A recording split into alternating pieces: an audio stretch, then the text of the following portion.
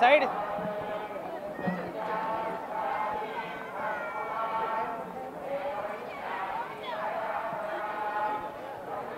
చూసి గురు చూసి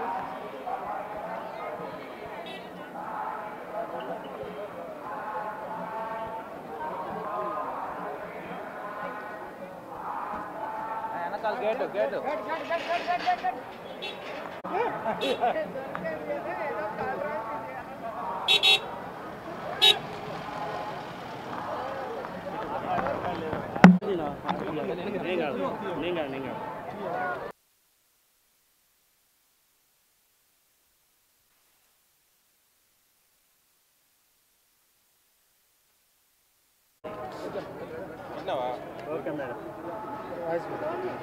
సో ఎప్పట్లాగే మన కలియుగ దైవం వెంకటేశ్వర స్వామి దర్శనం చేసుకొని ఆశీస్సులు తీసుకొని వెళ్తున్నాను.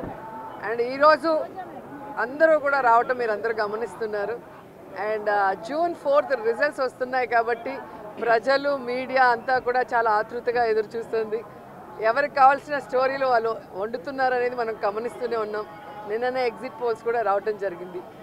ఎవరు ఏం ఎగ్జిట్ పోల్స్ ఇచ్చినా ఎక్కడ ఏం డిస్కస్ చేసినా ఫైనల్గా జరిగేది సెకండ్ టైం జగనన్న సీఎం.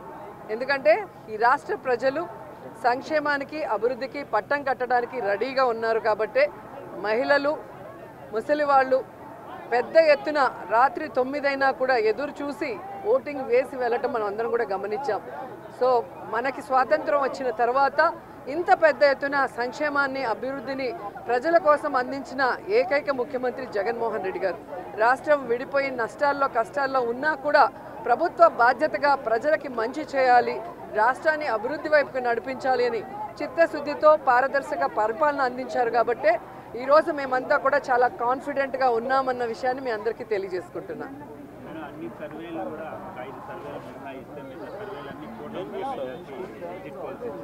ఈరోజు కూటమి కొత్తగా పెట్టుకున్న కూటమి కాదు, ఆల్రెడీ 2014లో పెట్టుకుంది. అప్పుడైతే కొత్త కాంబినేషన్ కాబట్టి ప్రజలు ఎక్స్పెక్ట్ చేసి ఓట్లు వేశారు. కానీ 2014లో అక్కడ ఇక్కడ 2 చోట్ల కూడా కూటమి అధికారంలోకి వచ్చినా కూడా ఈ రాష్ట్రాన్ని సర్వనాశనం చేసింది. కానీ ఈ రాష్ట్రానికి ఇవ్వాల్సినది ఏమీ ఇవ్వలేదు, ఏమీ అభివృద్ధి చేయలేదు అన్నది ఈ రాష్ట్ర ప్రజలు గమనించారు. కాబట్టే ఈరోజు ఆ కూటమికి క్రేజ్ లేదు అనేది మీకు తెలుసు, మాకు తెలుసు.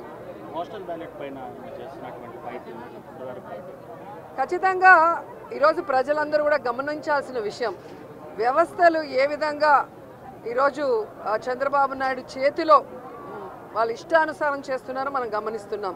ఆ విషయాల్ని ఇష్టానుసారం ఎలక్షన్స్ అప్పుడు మార్చేయటం, అలాగే కేసులు పెట్టించడం వైఎస్ఆర్సీపీ నాయకుల మీద. ఇప్పుడు దేశంలో ఎక్కడా లేనటువంటి విధంగా కొత్త కొత్త రూల్స్తో పోస్టల్ బ్యాలెట్ని ఏ విధంగా వాళ్ళకి అనుకూలంగా మార్చుకోవాలన్న ప్రయత్నం చేస్తున్నారో మనం గమనిస్తున్నాం. అదే చెప్తున్నా కదా, ఎవరెన్ని దొంగ ఆటలాడినా ఎవరెన్ని వ్యవస్థలను మేనేజ్ చేసినా ప్రజల మనసులో ఉన్న జగన్ గారిని చంద్రబాబు నాయుడు కాదు కదా, ఆయన పుట్టించిన ఖర్జూరం నాయుడు కూడా మేనేజ్ చేసి మార్చలేడని కూడా ఈ సందర్భంగా తెలియజేసుకుంటున్నాం.